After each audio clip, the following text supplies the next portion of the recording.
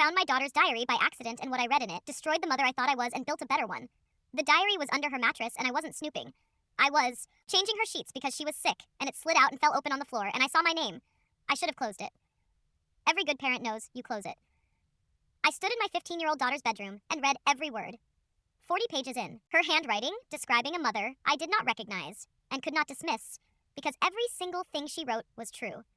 She wrote that I always looked disappointed when she talked about her art, that I never said anything cruel. I just went quiet in a specific way she had learned meant I wished she was different. She wrote that she had stopped showing me her drawings the previous year because my silence hurt more than criticism would have. She wrote that she loved me, and that loving me sometimes felt like standing outside a house with the lights on, knocking, and never being let in. Standing outside a house with the lights on. My 15-year-old daughter wrote that about me, and she wasn't wrong. I put the diary back, finished making the bed, brought her soup and medicine, and sat on the edge of her bed watching her sleep, thinking about every moment from the past year. Every dinner where she talked and I half listened. Every time she showed me something she made and I said, "Nice, honey," without looking up. Every question answered from a distance because I was tired or distracted or somewhere else entirely while sitting right next to her. I didn't sleep that night. I spent the next few weeks paying attention in a way I clearly hadn't been. Not performing it, not overcorrecting, obviously, just actually looking, actually listening. Phone down when she spoke. Real questions when she showed me something she made.